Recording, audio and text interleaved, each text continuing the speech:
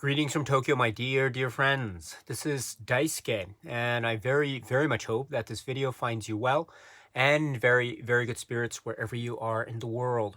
And today, if you don't mind, I would very much like to continue on with our journey, our discussions, our discoveries, and our explorations with respect to the recent releases made by the Criterion Collection during this year of 2022. And that brings us to that release which was made by Criterion earlier this year, designated at Spy Number 1155. And this is a work which is described as being from the year 1997. And it is from the filmmaker Kiyoshi Kurosawa. And the name of this work is Cure.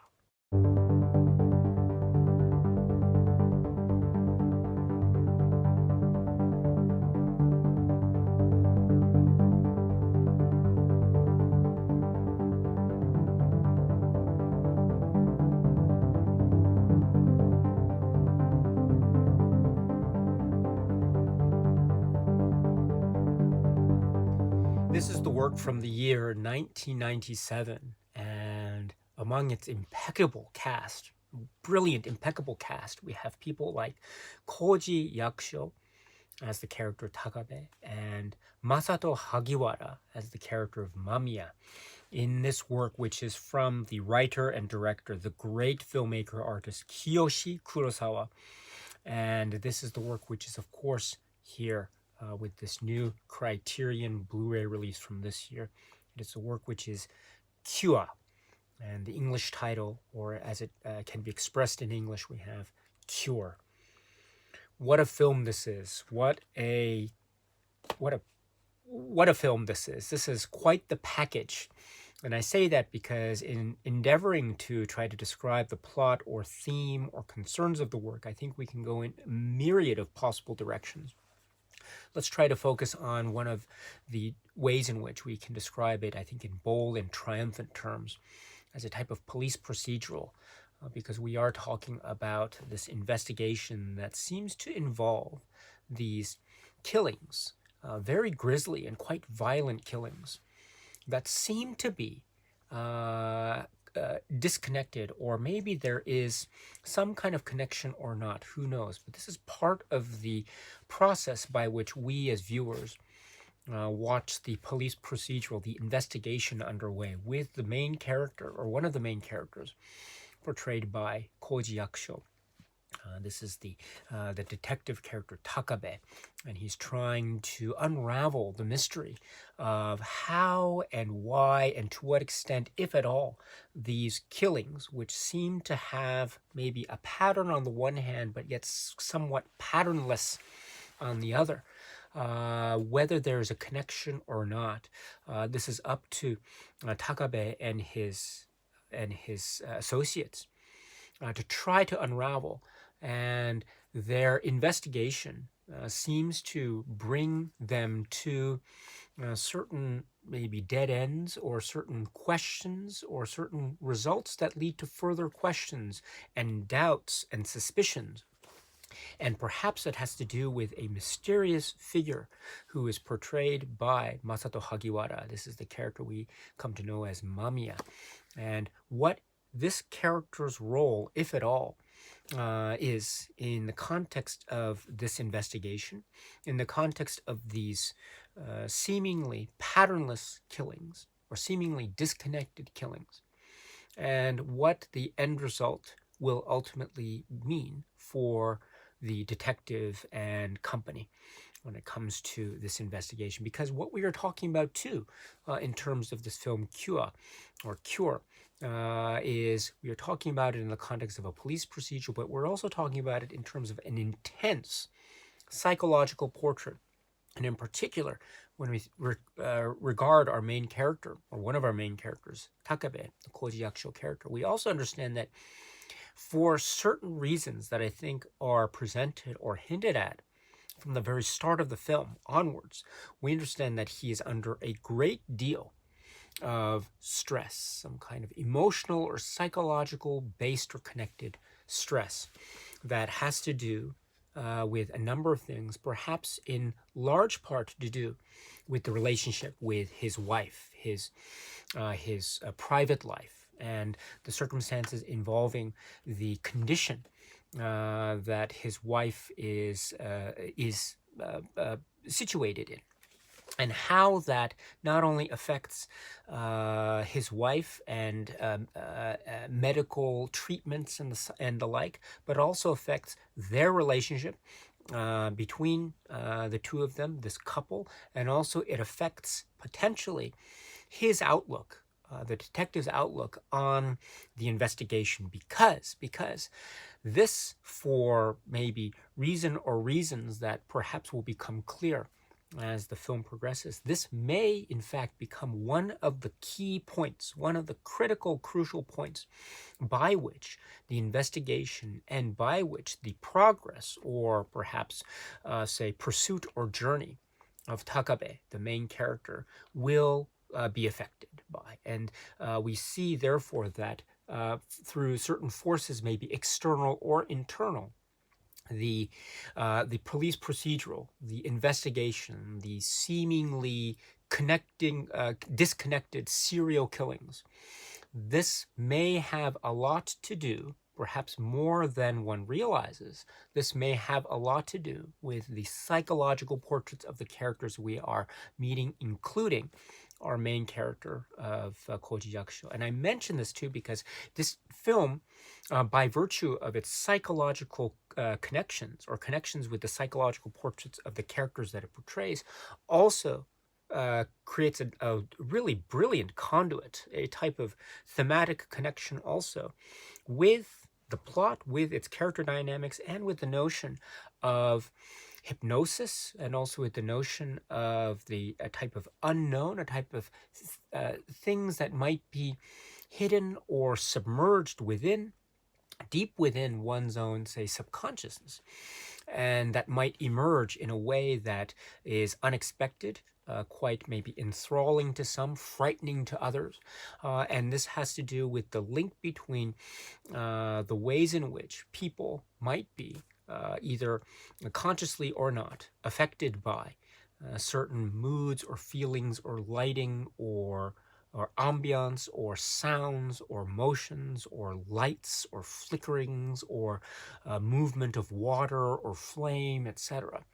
And how this might be perhaps one possible way that people's own hearts become opened in a way that maybe the individuals don't realize. And this also leads to the frightening potential of submerged feelings coming to the fore, of, say, hidden beliefs or hidden, say, urges or perhaps even frustrations coming to the fore. And when we have this story combined with the police procedural, combined with the psychological portrait, intertwined together in this full package of a film, we are also in for a film that is very shock-filled, that has a sense of the horror aspect, that has a sense of the grisly aspect of the investigation and the crimes that are being investigated. Also, there is not just the shock aspect of this film, there's also the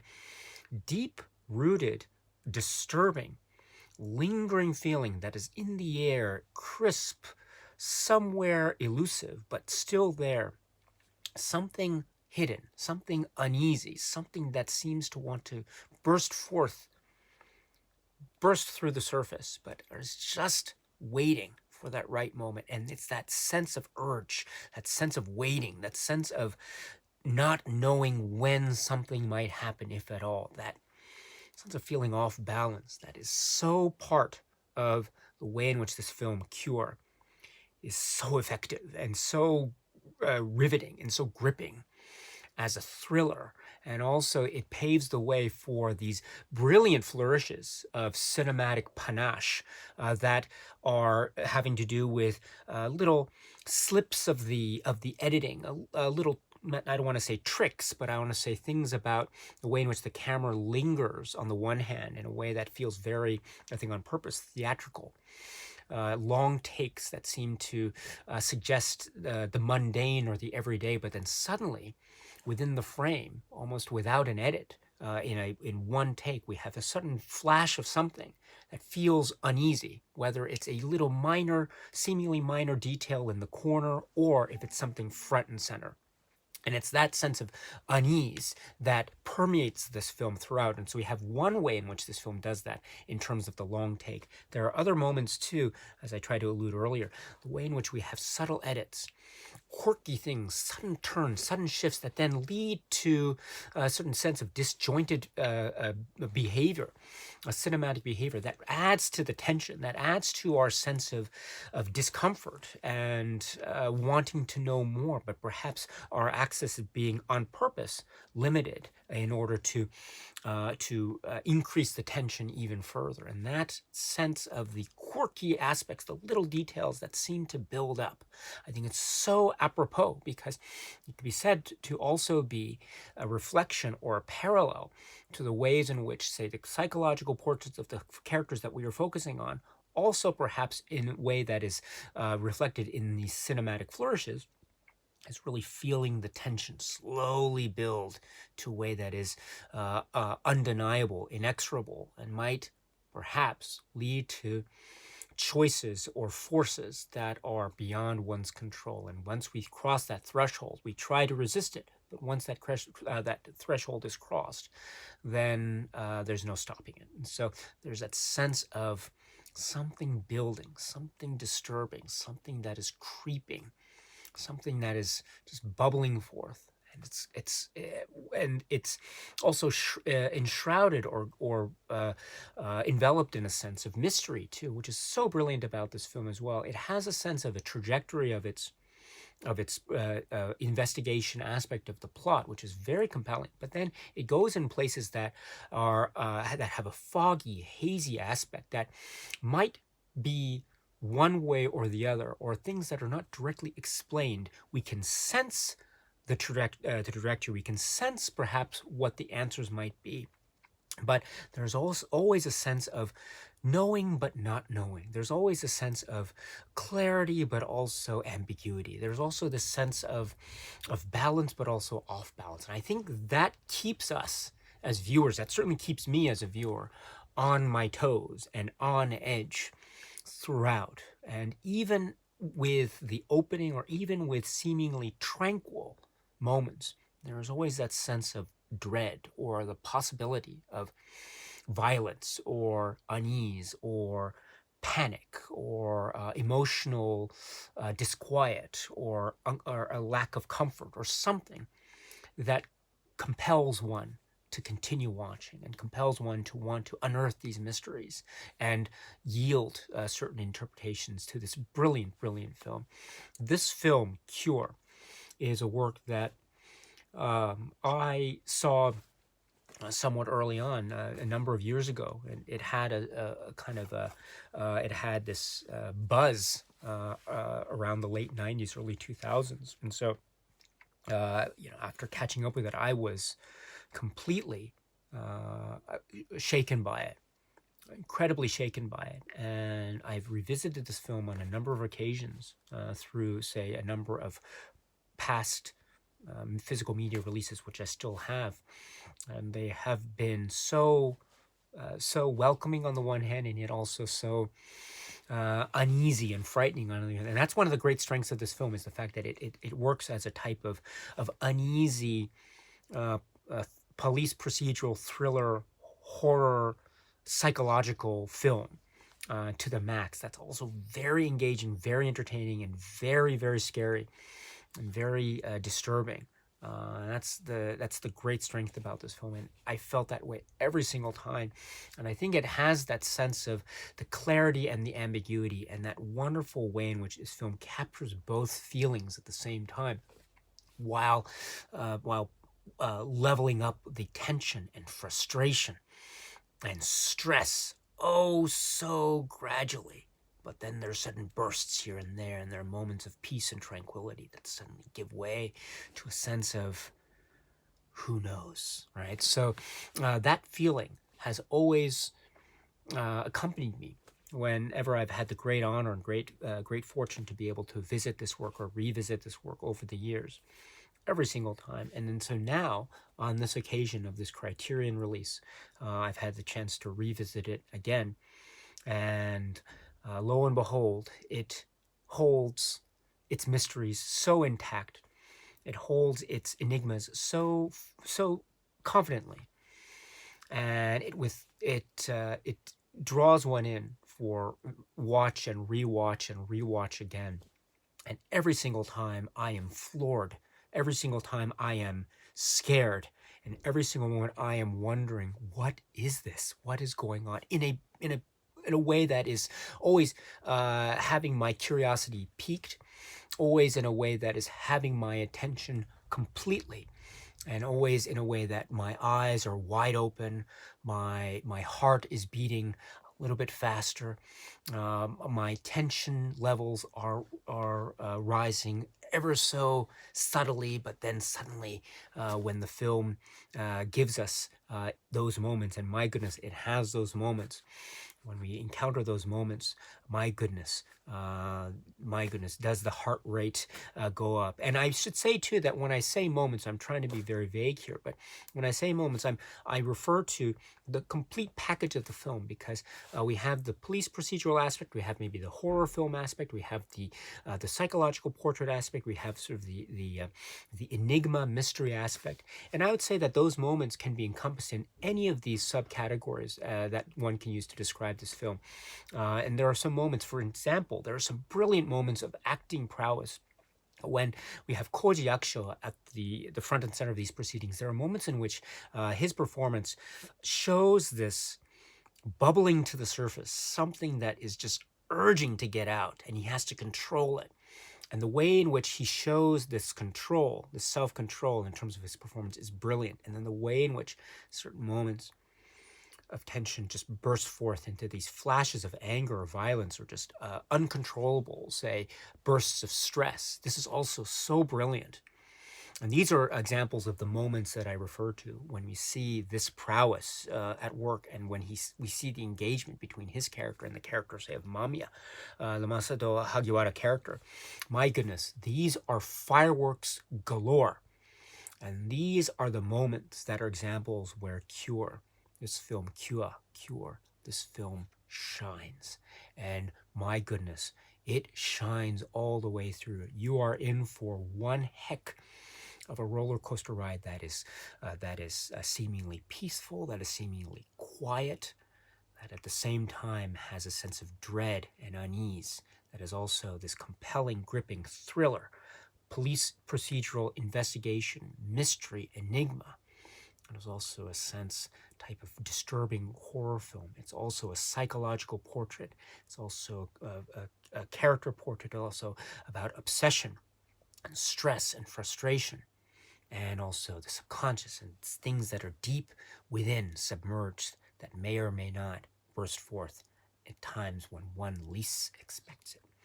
This is a film that is the total package. What a great film this is. And I'm so happy that it is in the physical media catalog in this fashion. And I'm speaking about this work from Kiyoshi Kurosawa, and that is Cure. The Criterion Collection has released this film, Cure, at spine number 1155 under this new release. This is the Blu-ray edition, which is what I have on the table here. And it is purported to be based on 4K digital restoration. Now, I've taken the liberty of removing the insert, the fold-out insert, prior to the start of this video recording. And one of the reasons for doing so is to speak about the restoration, as it's remarked here in the insert itself, and I quote, "About the restoration, Cure is presented in its original aspect ratio of 1.85 to 1. Supervised by cinematographer Tokusho Kikumura and undertaken by the Kadokawa Corporation, this 4K digital restoration was created from a 35mm original camera negative, which was scanned on a laser graphics scan station film scanner at Magica Entertainment Media Services, Inc. in Osaka, Japan. The original stereo soundtrack was remastered from that recordings." So this is purported to be based on 4K digital restoration. Now, as I've mentioned before, I've seen this film a number of times. I was so fortunate to be able to see it on a number of occasions prior to this Criterion release. And I have a number of releases, Japanese release, also Eureka release as well from a number of years back.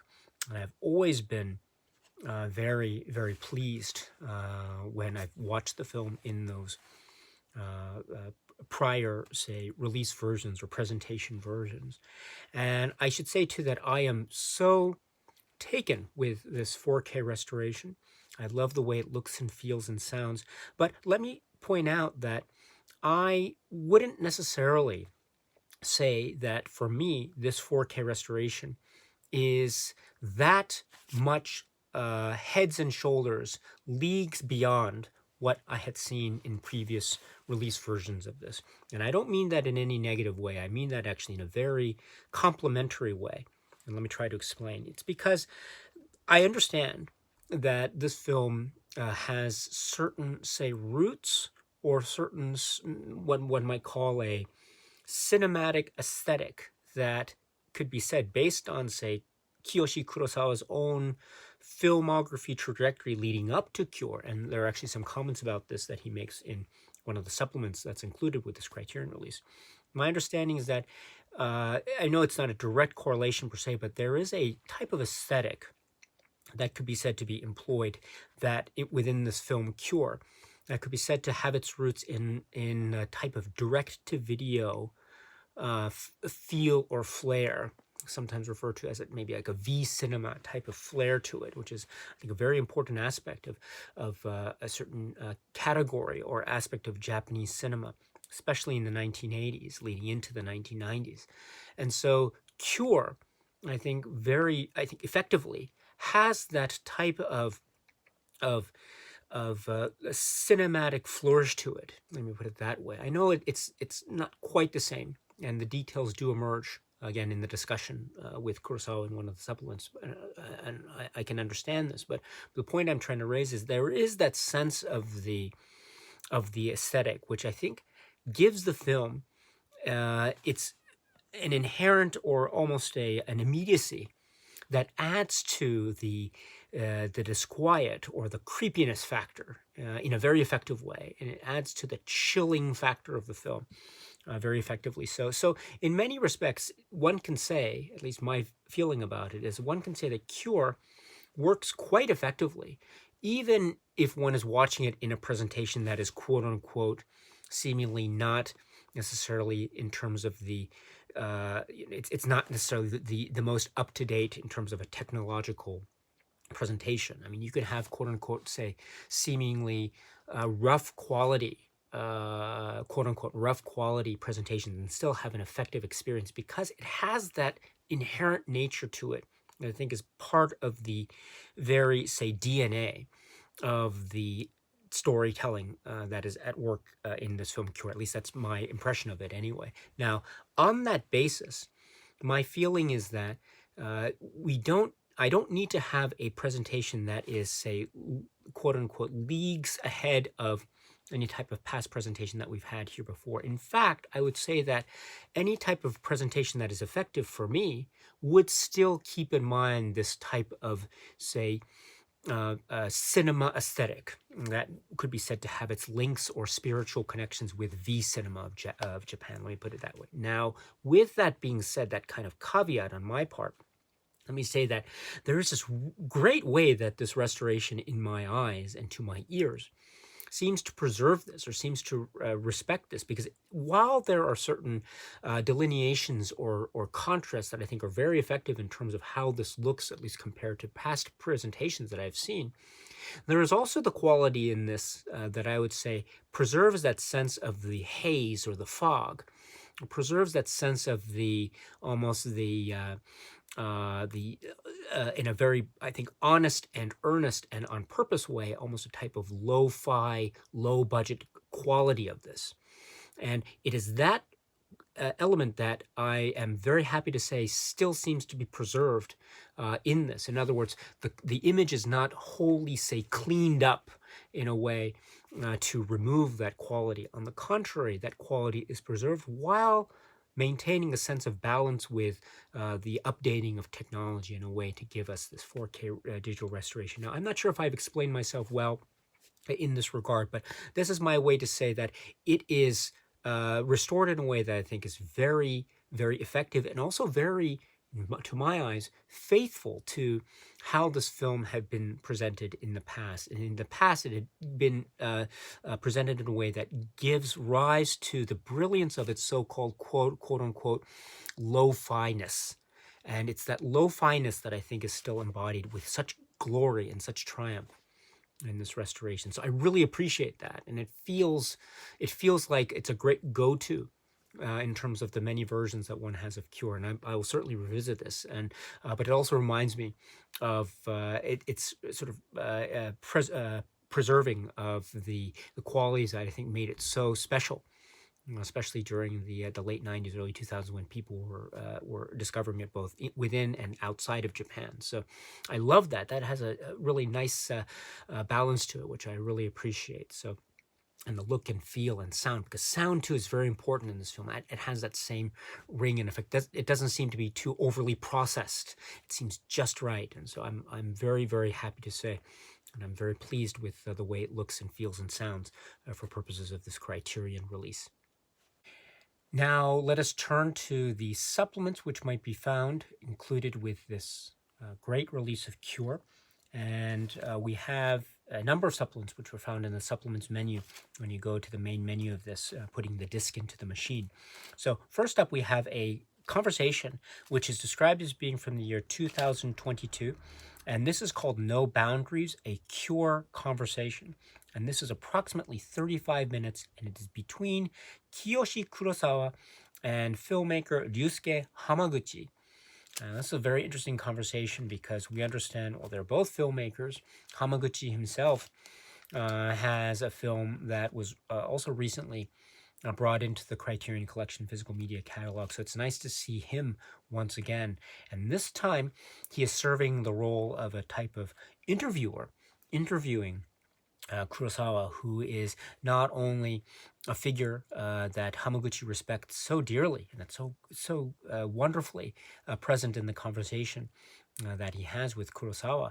It's not only that aspect which makes this fascinating, but also we understand that there is a connection in terms of Hamaguchi's own studies and Kurosawa's teachings, and so on the graduate school level, and so that connection is right there. And of course, this gives the opportunity for Hamaguchi to express his love and admiration for Kurosawa's work, including this film Cure, and also for us to get the great benefit of hearing directly from Kurosawa certain aspects of the film, both as he was making it at the time, and then ex post facto, as it were, the after the fact, and things that were that he seemed to even now acknowledge as being ideas or concepts that maybe he is thinking back on and has evolved over time, which is a very fascinating conversation. So this is a setup for a great one. A really great conversation. You get it when you watch this. Again, approximately 35 minutes. So we talk a little bit here, or we hear comments from Kurosawa about his beginnings or his career prior to Cure in the 1980s, 1990s, and the cinema aesthetic and the tradition that he came from and that he thrived upon, in a manner of speaking. And then leading to certain situations involving maybe finance and support at the time that the genesis for the story Cure was coming into being, the synopsis was coming into being, and it was decided through certain arrangements or certain, say, circumstances of funding and producing that Cure would be made in the way that it was. So this is my way to say that it's not, we understand it's not necessarily directly a result of V cinema per se, but it does have its spiritual connections, both in terms of the background of the financing and then also in terms of the aesthetic from which Kurosawa emerges around the time that he not just creates the story for the synopsis that leads to the writing of the film, but also the creation of the film itself. So, and I love that too. There is that sense of the aesthetic that is emboldened or spiritually there when one is watching Cure. So I love these comments from Kurosawa in this respect. And also talking about the casting, Koji Yakusho, who plays the character of Takabe, is a very important character and very brilliant performance. And there's something about the performance too. There's many aspects, but one of the aspects is, what is he thinking? What is the character of Takabe, the Koji Yakusho character? What is he thinking? Expression. Sometimes expressions show things that are not necessarily spoken. And sometimes the opposite is true as well. And I love the conversation here, Kurosawa and Hamaguchi's conversation here, because it really highlights the brilliance of how Koji Yakusho is able to strike a balance between show and not tell, or tell and not show, whatever the case may be, given a certain point, and the way that it's always there. He's always in the moment. It's a really brilliant form of casting. Incidentally, too, I mean, not incidentally, quite directly, in fact, there's also discussion about Kurosawa's suggestion to a number of the actors to watch the film, the Kurosami work, which is in English referred to as "And Life Goes On," because there's a lot of contemplation. There's a lot of also driving scenes, interior car scenes. There's also moments where you see the character speaking, or you see the character maybe regarding something, but you always wonder what is being thought, what is currently the character thinking about in a given moment, and maybe it's evident directly, or maybe there is something of the hidden or something of the submerged. And I think that quality is so ingrained within Cure and within the performances, especially the Koji Yakusho performance. So it's wonderful to get that. Now we have the other side of the coin in terms of dynamic performances, and the other key role, or the other key character, could be said to be that of Mamiya, character of Mamiya. This is the Hagiwara, Masato Hagiwara character, and here we have another a great bit of casting, really, really brilliant. And there's a nice contrast between the two, which I think is very effective. There's also a demeanor or manner or mannerisms that I think are reflected in the character of Mamiya that gives a sense of the unknown or the unnerving. There's discussion too about other thrillers or similar films that might have been having an influence. I think the film The Silence of the Lambs is mentioned as well. And Kurosawa then takes this opportunity to talk about, he always wanted to do what he called a detective story, a police procedural investigation story. And he also talks too about some of his techniques and on-set or on-shoot techniques. There's a bit of interesting back and forth between Hamaguchi and Kurosawa here, because Hamaguchi also refers to the script and how he's also very familiar with the script, and he knows this film in and out, and he's such an admirer of this film. And there's a particular scene that Hamaguchi refers to about how it appears that what was on screen wasn't necessarily written on the script page. And so this gives rise to Hamaguchi's question about whether this was in fact, and it was a really important scene, by the way. And the question is posed as to whether this was an ad-libbed a scene of spontaneity on the spot. And Kurosawa actually says that while he admits that maybe he's not remembering certain details correctly, at the same time, from his recollection, he says that he wasn't usually engaged with a sense of spontaneity or ad-libbing to that degree, but rather, of course, he would encourage any type of ideas to flow, but it would always be a sense of something to be maybe something that would still have a certain sense of, say, planning to it. Now, he also suggests here and elsewhere that maybe he doesn't rely on, say, the rehearsal process as much. So that might have something to do with what Hamaguchi is instinctually feeling or sensing when he's asking the questions. I think there's a connection there.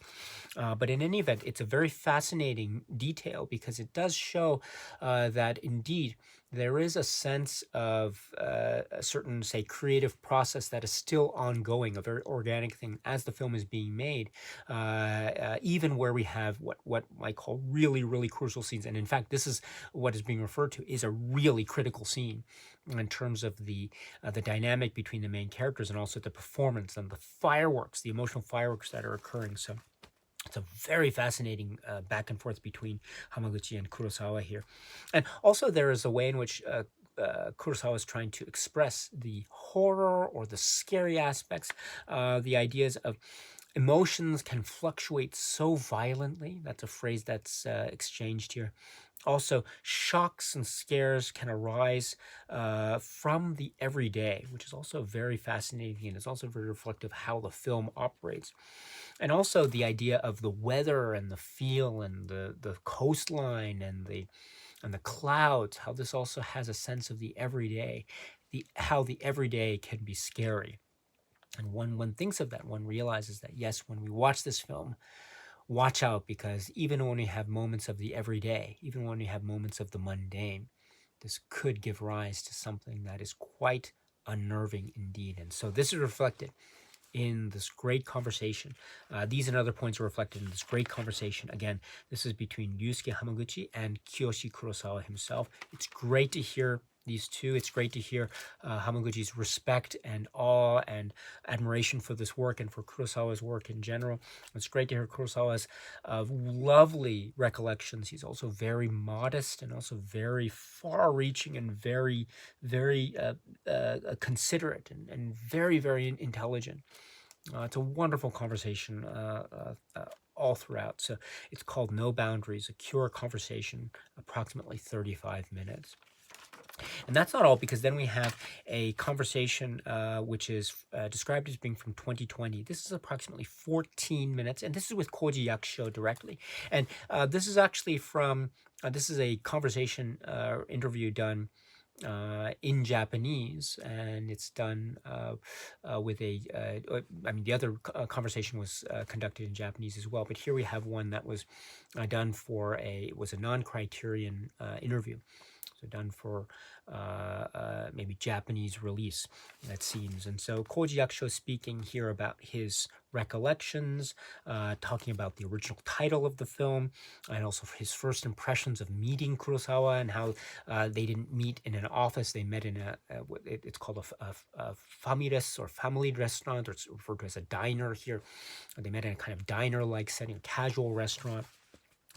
And Koji Yakusho mentions that Kurosawa gave the impression of being almost like a school teacher, which is a very interesting way of describing Kurosawa, and how he thought the script, it was a very fascinatingly written script, how the script, according to him, omits explanations, which I think is really fascinating. So he talks to about his character, because he portrays the character of Takabe, and how the character of Takabe was written, and how he took that and tried to fashion or form his performance.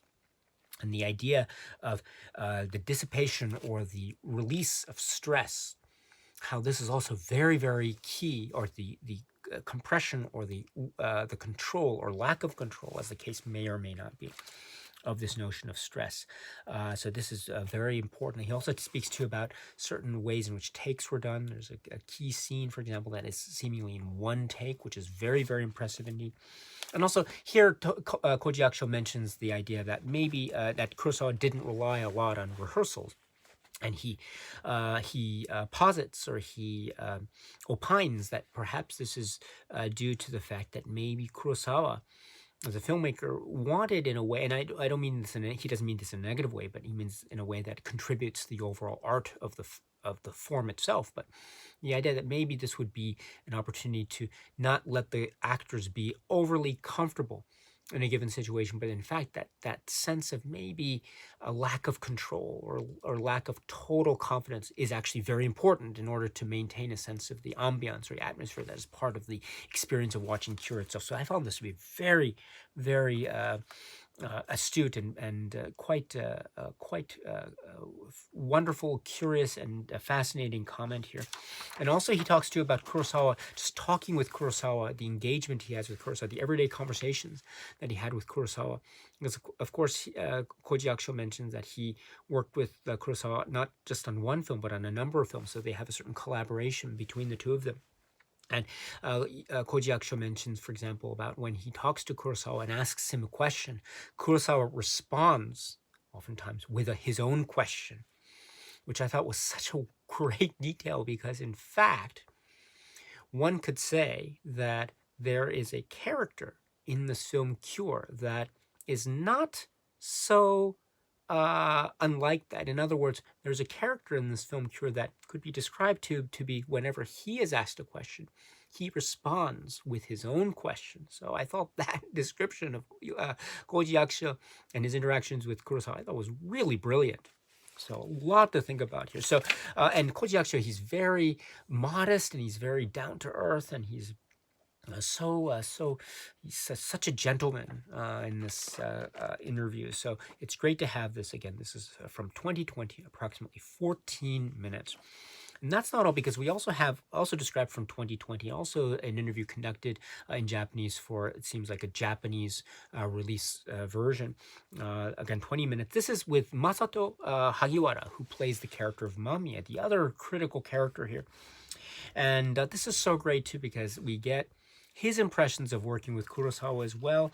That he was, when he made this film, he was in his mid to late 20s. And so he says, on the one hand, that when he first was offered this, he wasn't really keen on accepting the role. And so, but he was, because he was very busy at the time, his career, and particularly during that time, as he mentions, was very, very busy. So perhaps he didn't want to do this because it felt like in terms of his schedule, but also maybe the character was one where it was a very big challenge. And so, but after some discussion with the director himself, he was very impressed with it. There was also the sense, again, he also mentions here too, the film, for example, Silence of the Lambs. He also mentions too that he was. The director suggested to him to watch the film, the Kurosawa work, And Life Goes On, which was also mentioned by Koji Yakusho as well. And also there's an interesting thing too that Hagiwara mentions, how Kurosawa told the actor that he had a certain mannerism or tic, and that whenever that mannerism or tic would emerge in a take, Kurosawa would stop and say, "Oh, please do it again. It came out." And Hagiwara was so curious about this. He said, "Oh, what is this mannerism or tic that I have that you refer to?" And Kurosawa would never say. He would never say what it specifically was, and so, but he would just say, "Oh, it came out again. So let's do that one more time." So usually it wouldn't be okay, it wouldn't emerge, but every once in a while, according to Hagiwara, it would emerge to the point that Kurosawa would make mention of it during the shooting and say, "Okay, let's do another take because you did your mannerism, you did your tic." But he never said to the actor what it actually was. So he's wondering even now what it could be. Which is really interesting. I don't know if this is something that Kurosawa did on purpose or not, or it was just part of his natural demeanor or decor. Hagiwara doesn't bring it up here in a way that seems to suggest that he was annoyed by it or anything like that, but he brings it up in a fascinating way, because he also, in his demeanor here in this interview, he seems to suggest that really strengthened his performance. So whatever that was, Kurosawa seemed to be able to, in other words, encourage the great performance of Hagiwara. And it is a great performance. It is so important. And the way he carries himself on screen is unforgettable.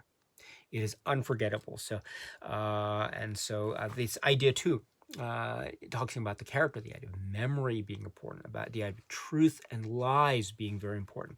And there's some scenes that are very critical as well, like the sand dune scene they speak about, which occurs. Overall, another great interview.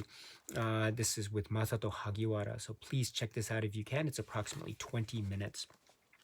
And then that's not all, because then we have a interview with Kurosawa, Kiyoshi Kurosawa again, and this time it's this is described as being taking place in Toronto, 19 minutes. This is from 2003. And so this is almost 20 years difference between the current Criterion discussion with Kurosawa and Hamaguchi that starts the supplements and this one, but all the same, it's great to have this 2003 interview with Kurosawa, because here he talks again about the film Cure, about the themes and concerns that he had in mind, this idea of identity crisis or identity crises, the idea of change. Change can be quite subtle. Change can happen, the drip of change, little by little, incremental, but those increments can have lasting effects. going forward. The idea of the frame, what is within the frame, what is seen and unseen in terms of the visual frame. And this is very important too, because it serves not just to focus on the visual palette, the design of the presentation, but also it serves, I think, a parallel to the theme of emotional stress or duress or psychological stress, things that are submerged or things that are bursting forth. So what is seen and unseen. And also this idea of the idea of clarity and ambiguity, the idea of answers and questions, the idea of results and mystery, and the idea of the enigma. What is the enigma of this film? What is seen and unseen? And indeed, how that's reflected in the frame itself. Brilliant, brilliant stuff. And the idea of locations, buildings. Certain buildings have a character, and they were chosen in a way that has a sense of almost being worn out, being run down, not quite overly run down, but just on the brink. And that, I think, is another great apropos point. Things that are just about on the brink, just about ready to cross over. Not quite there, but just about. I think it's Kura's in that zone. It's in that just about on the brink zone, which makes it even more unnerving in a manner of speaking. So wonderful. And he also speaks here about the V cinema spiritual connection as well. That was also referred to elsewhere. So great stuff. It's great to have this 2003 interview with Kurosawa. Again, approximately 19 minutes. And then the supplements are rounded out with what's referred to as trailers and teaser. So we have three by my count. So first is the original, it's described as being the original theatrical trailer, Japanese. And then the second is the 4K re-release trailer with the Janus Films logo starting. And the third is the Japanese teaser trailer. Now, I love these trailers. I must point out that in particular, I love the first Japanese theatrical trailer. I think that is so cool. I think it's so quirky and odd, and it's so abrupt. I love it. I love it. So, in particular, that first one, that theatrical trailer, the original theatrical trailer, I love that one. So great. So it's great to have this rounding out the supplements package here in terms of the Criterion release of Cure. Now, of course, would have been. I think it would have been nice to have yet more supplements. It would have been great for maybe I don't know. For instance, maybe could we have had a supplement a discussion about the works of Kurosawa, going over his filmography? That would have been great as well. There's a little bit of discussion a bit in the conversation he has with Hamaguchi, of course, but it would have been great to have an overview of his career filmography. Again, maybe a primer introduction in particular for those who might be introduced to the world of Kiyoshi Kurosawa for the first time through this film, maybe be more points of interest. That would have been interesting. Or maybe a commentary track. That would have been really great. We don't get those. But what we do get is extraordinary. So this is the supplements package. Please check these out if you haven't already as part of this Criterion release for Cure. And now let's talk about the packaging and the insert. And so this cover art design, which is very moody, atmospheric, and it has that sense of, again, seen and unseen in a manner of speaking. And so I like that. There's a type of silhouette effect. I'm sorry, I apologize for the glare of the light, the reflections on the plastic here. I hope you can forgive me. It's not quite showing up as clearly as I would like. I encourage you, if you want some clearer pictures of the cover art design, I encourage you to check out, for example, the Criterion website directly, the entry for Cure. And there should be a link in the description box below in case you're interested. So I'm doing my best here. I really apologize for the reflection of the plastic here, but I hope it's clear enough to see that it does have the silhouette effect. It has the flame or flickering or fire effect, which is also something to be said to be maybe very close to the actual plot proceedings of the film Cure. So it's really quite moody. I like this very much. We have the production credits here. The art is credited to art director Sarah Habibi, Eric Skillman, designer Michael Boland. And we have also to the way in which it's reflected in the insert, the fold out, which is right here. Again, it's a fold out, which is something I'm not quite keen on, but that's okay for a number of reasons, because I like this contrast between between on one side in terms of what we have on the one side and then the other side. So we have this shadow, and then also the open space. Excuse the open space of the sand dune scene, as it were. So that's very exciting. And then also we have a great essay, the Chris Fujiwara essay, which is called Erasure. And this is another golden, great one. Chris Fujiwara goes into all the points about Kurosawa, the career, the build-up, the filmography leading up to Cure, the themes, the emotional points, the pinpoint actions aspects, the mixture of various genres, and so great. And the character dynamics, it's so brilliant. The Chris Fujiwara essay is great. Once again, my strong suggestion is to check out the film first. Then, after you've seen the film, you can read the great essay, because it does go into some detail about the film, and it has, I think, it's written in a way that will assume that the reader will have seen the film first. So once you've seen the film, you can read the great essay. Again, it's called Erasure. And with that, my friends, this is the Criterion release of Cure from earlier this year, 2022. This is another bold one. I hope I've been able to articulate successfully just how much I adore this film in this video conversation. And if I haven't, let me then try to repeat or re-articulate my feelings in a way to close out this video discussion. I love this film. I really love this film. I think it's so unnerving. I think it's so successful. I think it's so chilling. And it is doing that in a way that is direct and indirect. It is doing it in a way that is so mysterious and enigmatic, and also very, very visceral. And also it gives room for a lot of potential reading and interpretation, which I love, which invites rewatch and rewatch, and yet even more rewatch. And every time it seems to be yielding even more questions, more possibilities, more avenues of discussion and debate and wonder and awe and fright and dread and chill in the air. Something that's somehow there but not. Somehow, as I say, in the zone of being just at the tipping point, just at the breaking point, on the brink of something that, when something bursts forth into the beyond, into the unknown, hold on tight, because when it bursts, it really bursts. It is one of those films that is exceptional. It is chilling. It is unforgettable. It is this work by Kiyoshi Kurosawa, and it is Cure. All right, my dear friends, so that's it for now. And so until we meet again, please be happy and healthy and well, and please keep on watching a lot of great, great, great movies. So thank you so much, as always, for your time. I very, very much appreciate it.